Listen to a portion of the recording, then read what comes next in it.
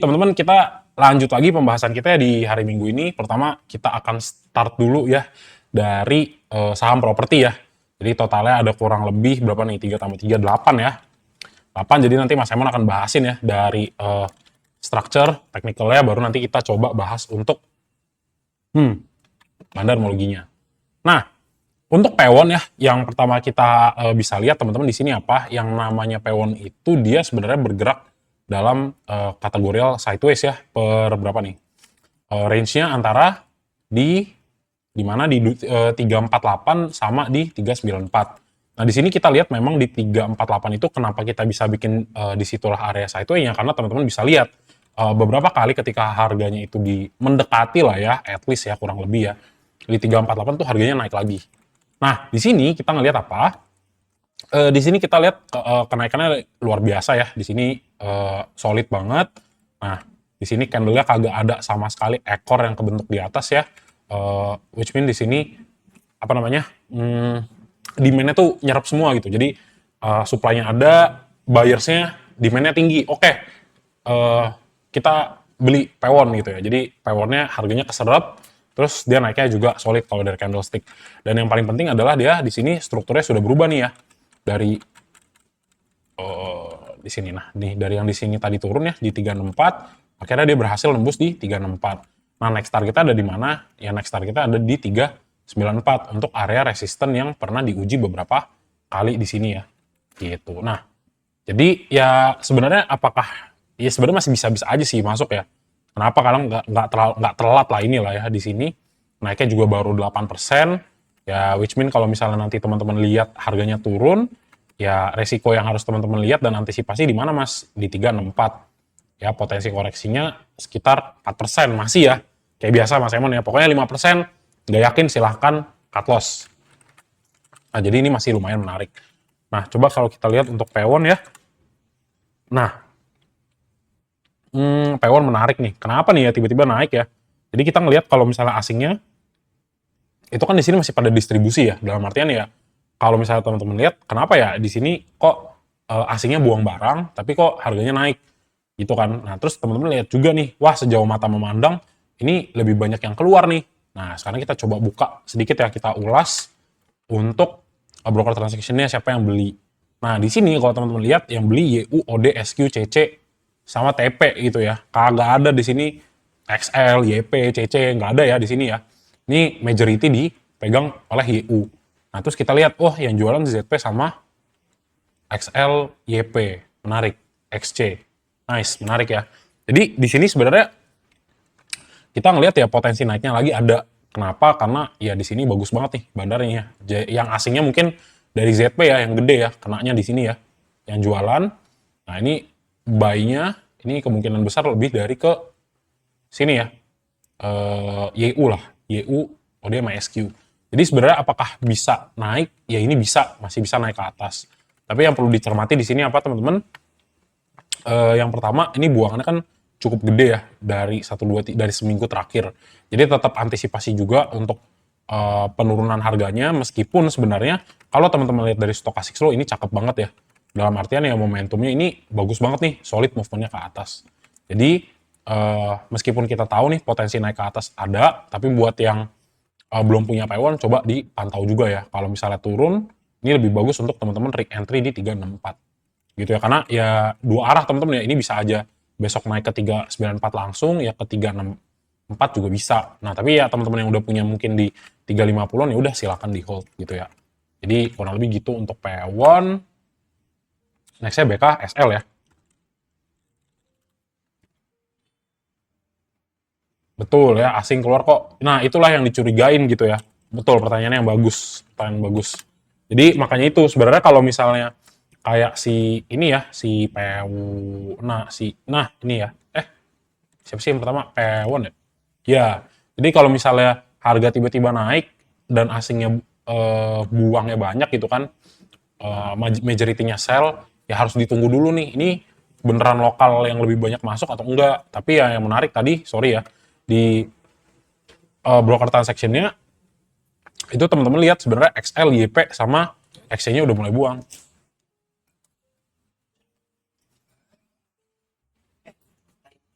Gue gue udah ada dua.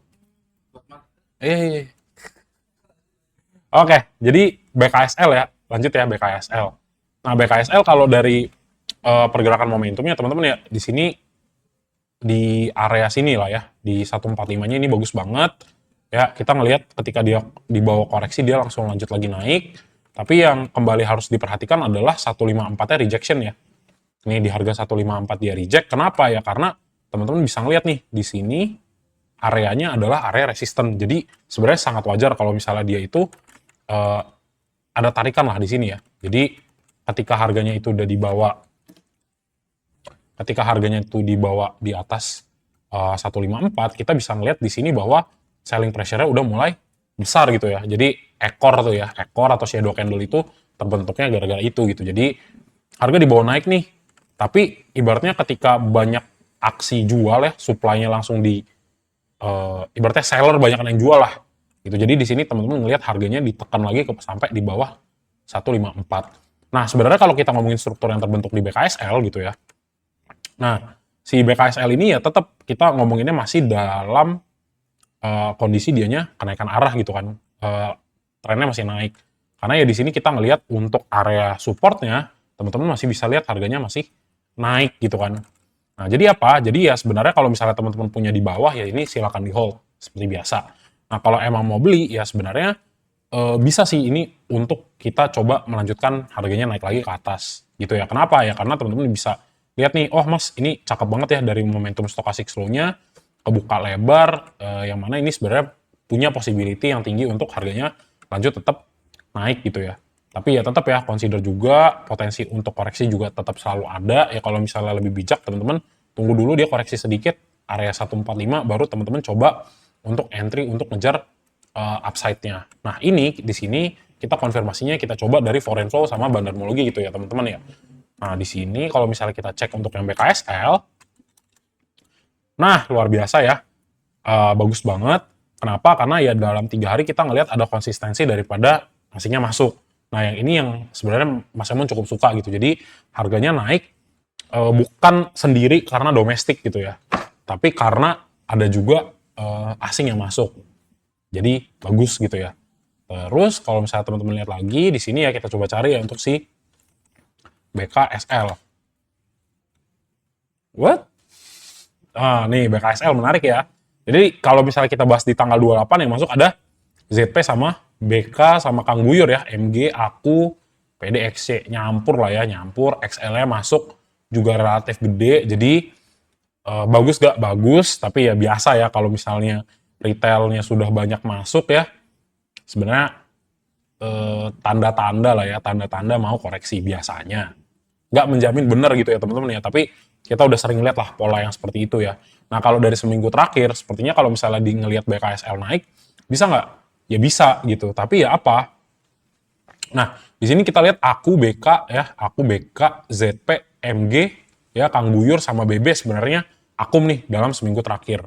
Nah kita lihat yang dagang siapa, AI, Kang Buyur juga si LG, AZKI gitu. Jadi sebenarnya di sini kita ngelihat lah ada jomplang ya, ada jomplang buyer dibandingkan volume daripada seller. Di sini juga kita lihat biasa ya ketua-ketua kita, aku BKZP beli ya. Jadi sebenarnya possibility lah untuk si BKSL itu untuk naik sebenarnya tinggi. Tapi ya ini juga harus diperhatikan ya. Biasa top 2-nya XL ya, bukan asing. Jadi sebenarnya tetap aja sih kalau misalnya potensi naik, yes ini masih bisa naik. Ibaratnya begini ya masih bisa naik tetap. Tapi itu juga teman-teman perhatikan kalau misalnya udah terlalu banyak FOMO biasanya sering kali lah ya beberapa kali kita ngelihat ada koreksi dulu gitu. Jadi ya akan lebih bagus kalau teman-teman belinya nanti pas koreksi ya untuk BKSL gitu ya teman-teman ya. Oke, itu untuk BKSL, kemudian BUFA. Nah teman-teman ada yang pegang BUFA mungkin? Nah jadi untuk BUFA ya ini kagak tahu mau dibawa kemana ya jujur aja. Tapi ya kalau misalnya teman-teman melihat di sini, ya palingan kita tinggal perbaharui aja ya untuk structure yang terbentuk di sini. Nah ya next targetnya karena BUFA itu kuat banget di 1350, ya Mas Emon mau ngucapin congratulations yang udah punya di harga bawah ya. Next target kita ada di 1500 gitu. Kalau 1500-nya ini kekejar, ya next target kita ada di berapa? Ada di 1.700. Tapi tergantung nih, kalau 1.450-nya ini benar-benar bisa lewat, nah ini teman-teman bisa ngelihat potensi untuk si BUFA naik bisa lebih tinggi gitu ya. Jadi ya tetap lah kalau mau day trade oke nggak? Ya sebenarnya oke, tapi tetap teman-teman pantau yang namanya kalau harga naik sudah tinggi ya, ibaratnya dari 19 November naiknya juga udah 50%. Kalau misalnya teman-teman ngelihat per 19 Agustus naiknya sudah hampir 400%, ya menurut Mas Emon ngapain? Ya teman-teman harus juga tetap waspada gitu ya kalau yang mau masuk di pucuk gitu ya. Sebenarnya lebih Mas Emon di sini bahasannya lebih ke yang punya barang sih teman-teman. Kenapa? Karena ya kalaupun nanti si BUFA ini turun kan sebenarnya teman-teman cuma berkurang capital gain-nya kan. Capital gain-nya yang nurun ya. Bukan capital loss ya.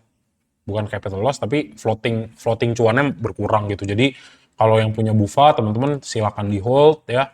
Masih potensi naiknya masih gede lah probability-nya gitu ya. Terus next lagi kita coba bahas dari ininya ya, dari foreign flow untuk si BUFA. Suspend ya, dari tanggal 6 tanggal 27. Nah, ini yang harus hati-hati ya. Ibaratnya nggak kalau yang teman-teman udah punya posisi dari under 1000 ya menurut Mas Emon itu aman banget lah ya kalau misalnya di under 1000 ya. Jadi kalaupun jeleknya kalau misalnya dia tiba-tiba sudah rilis dari suspend, terus tiba-tiba di ARB kan masih aman ya kalau di 1000 kan nggak ada apa-apa. Tapi yang concern Mas Emon ya teman-teman yang masuk kemarin nih di sini. Gitu ya, semoga aja harganya dibawa naik lagi ya. Nah, tapi ya di sini sebenarnya kalau misalnya kita abaikan dari 26 sampai 28 ya teman-teman ngelihat masih ada lah konsistensi dari si buyernya ini. Gitu ya. Oke. Terus di sini BUFA kita cek kagak ada, terakhir mungkin dari tanggal 24 ya masuk KK, LG, MG ya, ada Kang Guyur 2, ada Aku, ada BB, ada ZP. Menarik lah. Di sini retailnya buang nggak ya? Iya, retailnya buang nih. XL, XC, ya. Asingnya YU, gitu. Jadi ya nggak bisa komentar banyak ya teman-teman ya. Apalagi yang belum punya, ya menurut Mas Emon ditunggu aja dulu, tunggu dia turun, baru teman-teman beli lagi. Tapi buat yang udah di bawah silahkan di hold gitu ya. Jadi ini lumayan lah ya, tahun baru full senyum dari BUFA aja gitu ya. Mantap, oke, sip. Lanjut, kita bahas untuk CTRA ya. Nah, untuk CTRA gimana? Wah, ini juga, salah. Nah, untuk CTRA gimana? Begitu. Nah, ini CTRA. Nah, yang belum dapat tuh ya tadi ya Pewon. Ini CTRA cakep temen-temen ya chartnya ya. Ini cakep banget nih. 850-nya mantul ya. Ada kondisi juga di mana dia naiknya bener-bener solid nih. Dan naiknya masih kecil ya, 1,75%. Jadi sepertinya memang ya, di era penurunan suku bunga atau sebenarnya Desember tuh Federal Reserve possibility-nya akan kembali cut rate ya teman-teman ya. Jadi ini bagus banget. Ada potensi juga BI adjustment ya. Biasa kalau globalnya suku bunga turun ya emang nggak mau gitu kan. Suku bunga turun lah. Dan juga kan sebenarnya enaknya di sini ya kita ngelihat karakternya gitu ya. Yang pertama kalau kita ngomongin geopolitik, jadi sedikit lah bahas. Kalau kita ngomongin geopolitik, Federal Reserve ya, Fed Amerika itu turunin suku bunga. Terus di kita itu suku bunga kan udah turun beberapa kali gitu kan, udah lumayan rendah. Sama menteri kita kan pro banget dengan ini ya, Pak Purbaya kan sangat sangat pro dengan yang namanya economic growth gitu kan. Jadi ya menurutku dengan nanti suku bunga turun lagi, ya harusnya saham-saham yang berhubungan dengan properti itu berpotensi lah teman-teman ya, akan ada peningkatan lagi demand daripada ya entah itu untuk yang kayak pembelian gitu kan, pembelian properti diharapkan bertumbuh, atau juga kayak sewa properti itu diharapkan juga bertumbuh gitu kan. Kenapa ya? Karena tadi suku bunga turun, yang mana sebenarnya kan orang itu harus keluar lah dari perbankan gitu kan. Jadi nggak mau saving lah. Kenapa? Karena suku bunga di perbankan itu turun, ya harus diputerin nih ke sektor-sektor kan. Nah yang salah satunya akan terpengaruh ya ini si properti gitu kan. Sama apa? Sama nanti kalau misalnya teman-teman coba KPR itu kan bunganya pasti lebih rendah daripada beberapa bulan lalu yang suku bunganya masih tinggi gitu ya. Jadi kalau kita top down analisisnya kayak gitu. hubungan-hubungannya lah, kurang lebih begitu ya. Jadi udah dapat gambarannya kan. Nah, so balik lagi ke untuk yang si CTRA ini teman-teman ya. Di sini kita ngelihat nih, ini bentar. Nah, di sini struktur kan bagus nih. Harganya memang sebenarnya pertama ketahan di 850 sampai di 875. Nah, di sini sebenarnya kalau dia besok bisa close-nya di atas 875, maka sebenarnya kita bisa lihat yang namanya CTRA tuh naik lagi tinggi ya ke atas. Ya mungkin gampangnya ada nih potensi untuk retest dia punya previous resistance di 890. Jadi ini benar-benar ada potensi untuk naik lagi. Nah, terus teman-teman lihat juga, wah momentumnya juga cakep nih Mas Emon nih. Kenapa dia udah golden cross nih di area bawah stochastic slow. Jadi potensi sebenarnya naiknya tinggi dong. Yes, ini betul tinggi. Nah, akan lebih tinggi lagi probability-nya kalau kita ngelihat nih di beberapa hari terakhir ketika dia sideways, itu kita ngelihat yang namanya ada akumulasi daripada asing. Gitu ya. Nah, di sini kita tinggal lihat nih ya dari foreign flow-nya. Gimana ya untuk CTRA ya? CTRA.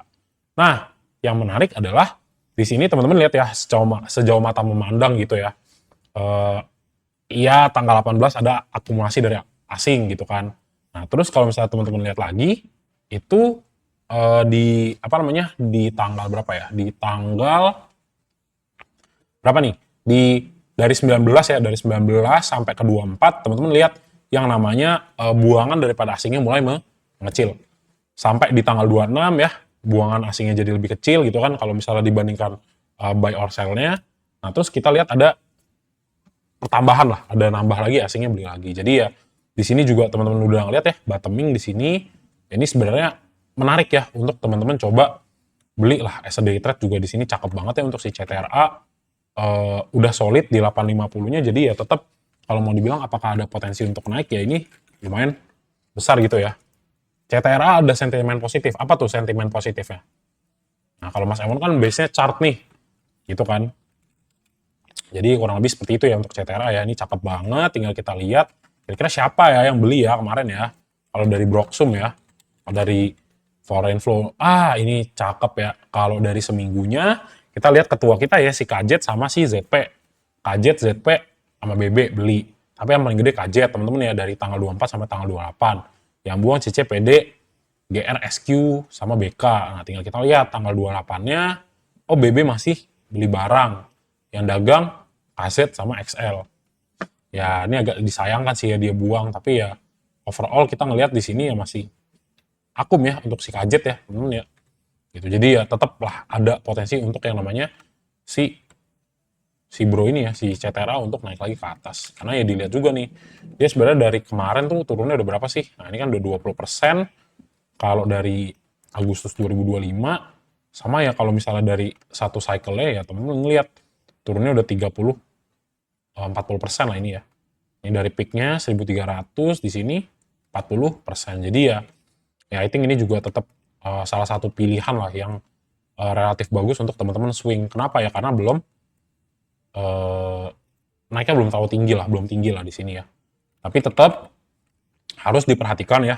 Nanti ketika ada fasenya di mana dia itu misalnya berhasil naik, kemudian turun di bawah 850, teman-teman harus lihat 850 ini nggak boleh sampai dijebol apapun kondisinya gitu ya. Kenapa? Karena kalau 850 ini dijebol, berarti kita masih bisa ngelihat yang namanya adanya potensi untuk kembali turun lagi untuk si CTRA gitu ya. Oke, next lagi kita bahas ASRI ya teman-teman ya. Nah, tadi ada yang nanya ya, Mas biasanya kalau misalnya broker cut, nggak ada yang tahu ya, nggak ada yang tahu ya kalau broker cut loss itu berapa, gitu. Dan kalau menurutku itu nggak terlalu penting sih teman-teman ya. Yang penting adalah karena kan kita nggak tahu sebenarnya siapa yang akses, either itu orang lokal, bandar apa enggak, kita kan nggak tahu. Jadi ya sebenarnya kita lebih fokus ngelihat pada price action-nya sih kalau Mas Emon gitu ya. Kenapa? Karena ya agak capek juga sih sebenarnya nge-tracking gitu ya. Karena ya Mas Emon nggak ada alatnya. Jadi nggak tahu sih sebenarnya gitu ya. Kalau broker cut loss ya, menyentuh berapa persen? Nggak ada yang tahu sih lebih tepatnya ya. Kecuali ya teman-teman bener-bener track satu-satu ya mungkin bisa. Nah, jadi lanjut ya, siapa namanya nih? ASRI ya. Nah, ASRI juga sebenarnya sama ya, mirip-mirip ya teman-teman ya. Ini peaknya itu benar-benar September kemarin ya. Ini koreksinya juga udah bener-bener gila-gilaan ya. 64%. Kemudian di sini ya per Maret sampai sekarang atasnya naik udah 93%. Nah, di sini kalau misalnya teman-teman lihat ASRI itu, nah ini kan ASRI sebenarnya kalau dari tren ya ini kita ngeliat wah dia sebenarnya tren penurunan kan. Makin lama makin turun ya. Di sini dia create yang namanya lower high terus gitu kan. Nah, di sini kemudian ya seiring berjalannya waktu kita ngelihat yang namanya ASRI itu ternyata oh dia sideways ya teman-teman ya dari 161 sampai area 170 nih di atas.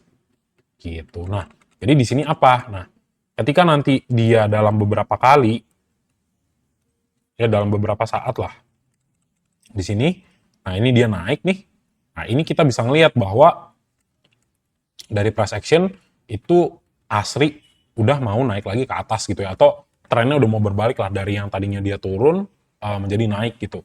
Nah, syaratnya apa? Syaratnya ya dalam beberapa hari pergerakan ke depan yang namanya ASRI itu harus bisa tembus nih teman-teman ya di atas 170. Entah itu dia mau sideways tiba-tiba naik atau dia secara bertahap naik begini. Ini juga bagus banget. Tapi ya dengan catatan ya candle-nya tebel-tebel. Jangan sampai dia kayak begini ya shadow candle-nya panjang yang mengartikan bahwa harga itu naik gak bener-bener naik gitu ya. Langsung ditekan lagi untuk harganya turun. Gitu ya, harapannya tuh di situ. Kenapa? Ya karena menurut Mas Emon di sini cukup cukup solid lah kalaupun udah kalaupun sideways gitu ya. Ya harapannya sih bandarnya udah cukup nih ngumpulin barang nih dari tanggal 24 Oktober sampai per 28 November kemarin. Nah, di sini kita tinggal cek nih. Coba ya untuk ASRI ya. Oh, ASRI aslinya masih belum terlihat ya adanya dalam beberapa hari tuh dianya net buy ya. Kita belum lihat. Tapi mungkin dari foreign flow-nya iya, ASRI betul. ASRI. Nah, ini kalau dari tanggal 28 ya kita cek ya. Nah, 28-nya beli ZP, LG, GR, DR, nggak ada retail, terus YB, KK, aku, XL, buang ya. Sepi lah ASRI lah ya.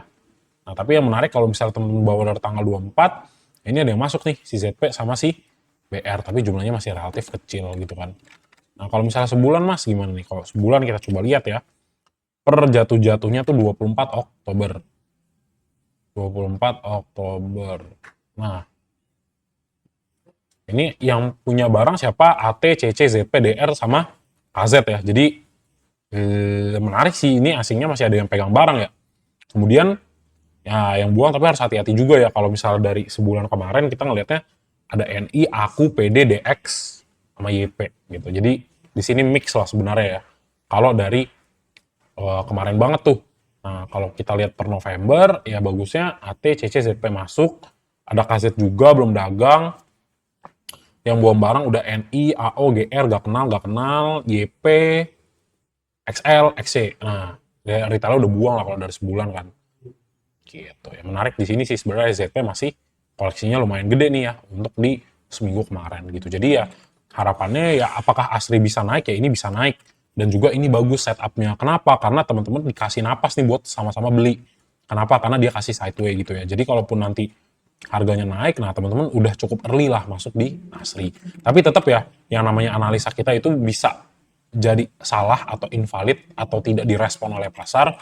Jadi tetap teman-teman siapkan skenario seandainya ASRI itu turun di bawah 161, consider teman-teman untuk area stop loss-nya atau kita sebutnya area invalidasi ketika analisa kita tidak direspon oleh market gitu ya. Jadi kalau misalnya nanti dia turun ya kan, ini jangan dipaksa juga ya, kalau mau turun biarkan dia turun. Kalau teman-teman tiba-tiba punya posisi di sini, silakan di close dulu, tunggu dia turun lagi baru teman-teman coba entry kembali gitu ya. Oke, kurang lebih seperti itu untuk ASRI. Lanjut lagi kita bahas untuk CBDK ya. Nah, untuk CBDK apa yang di sini bisa kita lihat, ini cakep banget ya. Jadi memang kalau misalnya teman-teman udah dapat di 6.000 lah ya, ini udah oke banget, tinggal teman-teman hold tahun barunya full senyum gitu kan.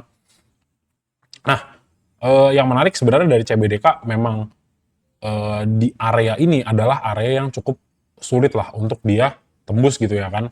kemarin baru tembus ya, bulan Oktober tanggal 9 harganya dibawa naik lagi. Tapi ya kalau misalnya teman-teman cermati untuk price action-nya di sini cakep banget nih ya. Kalau misalnya kita ubah jadi line chart, nah ini teman-teman bisa lihat nih. Oh iya nih Mas, nih create nih yang higher low-nya.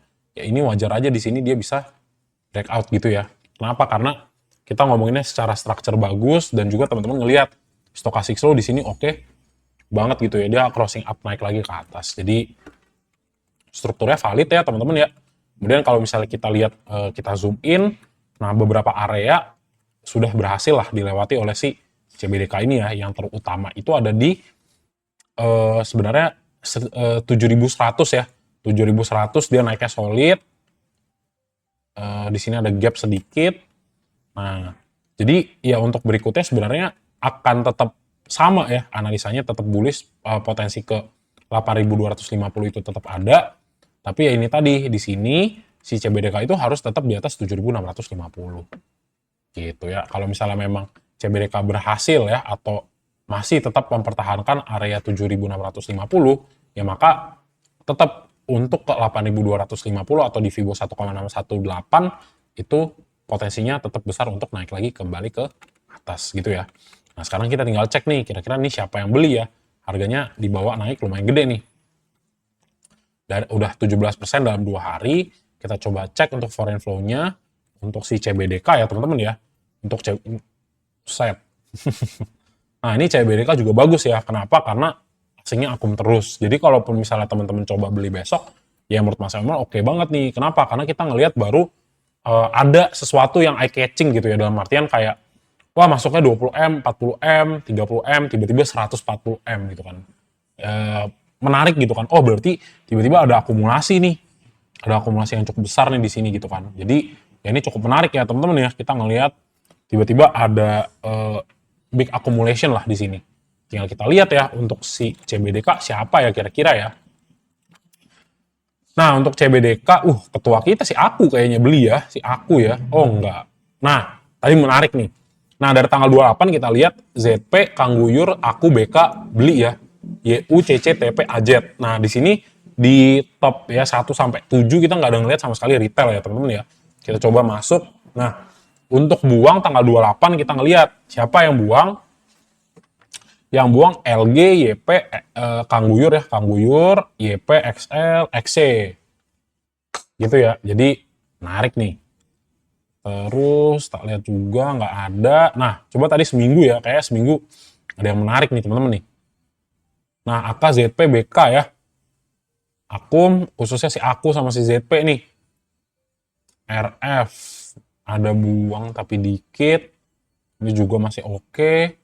Buangan paling tinggi tetap ya seminggu terakhir LG, YP sama XL. Jadi menurut Mas Emon nih masih bisa sih naik ya si CBDK ya di sini. Next targetnya ke 8.200 dulu nih teman-teman ya. Gitu mantep ya. Oke sip. Oh ada yang udah dapat ya. Mantap. Oke. Jadi kurang lebih gitu untuk CBDK. Jadi ya kalau misalnya pun nanti dia 8.200-nya ya palingan simpelnya ke 9.000 gitu ya. 1,6 kedua dulu ya kurang lebih ke 9.000 ya teman-teman ya. Iyalah kurang lebih ke 9.000 ya kalau berhasil baru nih potensi ke 10.000-nya ya kita bisa harapkan lah. Ini cakep nih angkanya di sini ya. Gitu, oke. Mantap ya. Jadi yang udah dapat PANI mantap ya teman-teman ya. Sorry, yang udah dapat CBDK mantap ya. Oke, nextnya kita bahas PANI ya. PANI apa nih PANI? Nah, untuk PANI ya kalau misalnya dilihat antara CBDK dan PANI ya teman-teman menurut Mas Emon ini lebih bagus masuknya di PANI. Kenapa? Karena ya kita belum ngelihat lah si PANI ini naik kan. Baru koreksi lah ya dari 14.700 ke ya 14.000. Terus kalau misalnya dari 3 Oktober ya teman-teman ngelihat juga sebenarnya koreksinya ya relatif udah 12% lah. Jadi kurang lebih dari sini ke sini gitu ya. Ini kagak dibawa kemana-mana gitu ya. Nah, tapi kalau misalnya teman-teman kita ngomongin struktur yang terbentuk, nah ini kan kalau teman-teman ngelihat nih di sini ya, nih kita, nah ini kan sebenarnya ya kita ngelihat untuk pergerakan harganya masih relatif naik gitu kan, nih di sini kemudian dia sideway dulu nih sebelum potensi naik lagi gitu kan. Nah, yang harus dicermati ya di sini nih teman-teman ya. Kalau misalnya dia tetap bisa stay sebenarnya kalau di 13.000 kan, ya ini potensi dia naik tetap ada. Jadi memang nanti akan ada di mana dia itu akan testing nih area-area resistennya. Jadi kurang lebih gitu ya. Sebelum nanti dia bisa naik lagi untuk si PANI. Nah, kurang lebih strukturnya gitu teman-teman ya. Nah, kalau kita bahas untuk pergerakan beberapa harinya, ya di sini teman-teman bisa ngeliat apa? Oh iya nih mas, si area 13.800 tuh direspon bener-bener solid nih sama market. Kenapa? Karena ketika kita ngeliat nih si harga itu, nih di sini ya, nih ketika harganya sempat dibawa turun, dia mantul lagi nih. Meskipun ya memang waktu mau dibawa ke dekat 14.325, kita masih ngeliat yang namanya harga itu masih tertekan lah. Jadi, tapi kita udah bisa lihat, oh iya nih, 13.800 emang masih ada potensi untuk yang namanya PANI untuk naik lagi. Nah, terus teman-teman lihat juga. Nah, stokastik slow di sini adalah di area terendahnya ya. Di sini nih. Dan ini juga hampir golden cross ya, hampir GC ya di sini ya. Nah, ini kalau misalnya GC biasa teman-teman kita akan dapatkan momentum yang possibility-nya lumayan besar lah untuk dia pembalikan arah ya, yang dari tadinya turun jadi naik. Jadi tetap kalau misalnya dibilang apakah ini cukup menarik untuk entry ya, iya di area sini ya. Ya kurang lebih di sini lah ya, 13.800 sampai 14.100 masih menarik. Terus udah oversold juga. Nah tinggal kita lihat nih, ada nggak akumulasi dari asing untuk si PANI ya. Nah untuk PANI ternyata mulai ada masuk lagi per tanggal 28. Kemudian teman-teman lihat dari tanggal 26 ke 27, buangan asingnya udah mulai relatif sedikit gitu ya. Jadi, wah menarik nih, kayaknya masih besar lah dia punya possibility untuk kembali naik gitu ya. Nah tinggal sekilas kita coba bahas ya untuk si PANI. Nah kalau dari seminggu memang, ya volumenya tipis-tipis ya teman-teman ya. OD, IF, YU, SQ. Kemudian mungkin kita lihat tanggal 28. Nah, tanggal 28 yang beli siapa? OD, aku, YU. Ya, sebenarnya agak nggak bisa diambil kesimpulan sih. Kenapa? Karena ya jumlahnya mirip-mirip gitu ya, tipis-tipis. Tapi, ya mungkin yang menarik di sini tanggal 28, XL, Kang Guyur, LG, XC sama, yalah inilah ya, dua ini ya. Udah mulai keluar. Jadi ya, bagus nih teman-teman untuk re-entry. Dan juga kan, sebenarnya di sini udah lumayan bottom nih. Udah bottoming lah di sini ya. Gitu. Oke, itulah dia ya, teman-teman kurang lebih untuk si PANI. Nah, yang terakhir Mina ya. Samina Mina ya, Samina Mina. Nah, untuk Mina ya, ini Mas Emon kagak tahu mau ngomong apa ya jadinya ya. Ya tetap ya, Mas Emon cuma akan analisa ini ya, analisa ini akan benar-benar pro ya buat teman-teman yang udah dapat harga di barangnya di bawah gitu. Kenapa? Karena ya ini tadi, kalau teman-teman udah entry beberapa hari sebelumnya, ya teman-teman sudah dapat nih yang namanya capital gain-nya udah gede lah gitu. Jadi kalau misalnya harganya ternyata turun, ya teman-teman udah bukan rugi, tapi cuma terjadi sedikit penurunan ini ya capital gain-nya ya, cuma kayak gitu doang. Tetap sih kalau Mas Emon ya ngelihat harga udah kayak begini, ya kalau memang bukan rezeki ya nggak akan Mas Emon kejar gitu ya, naiknya udah 75%. Dan ya buat teman-teman let's say ya yang harganya punya barang di bawah 300 ya ini silakan di hold sampai atas gitu ya, karena kita ngelihat udah di atas 340, maka yang next targetnya adalah di level 3 dan 3,618 mana 34, 32. Nah, oh justru 364 ya. Jadi next targetnya sebenarnya untuk Mina karena berhasil lewat 364, maka di 402 ya, area Fibo 3,618. Dan kalau misalnya pergerakan Mina ini, ya dilihat nih, ya kalau bisa tetap mengunci di atas ya, di atas 364. Kenapa? Karena kalau misalnya turun di bawah 364 ya bagus untuk teman-teman tunggu koreksi sebelum masuk lagi, palingan sih gitu. Jadi ya kalau misalnya dia turun ya pantau, harus hati-hati. Tapi ya seandainya dia naik ya congratulations lah buat teman-teman yang masuk di harga bawah. Jadi tetap ya buat teman-teman yang belum punya barang, Mas Emon agak cukup kurang rekomendasikan teman-teman untuk beli di pucuk seperti biasa ya. Gitu. Oke. Jadi kurang lebih begitu ya teman-teman ya untuk sektor properti.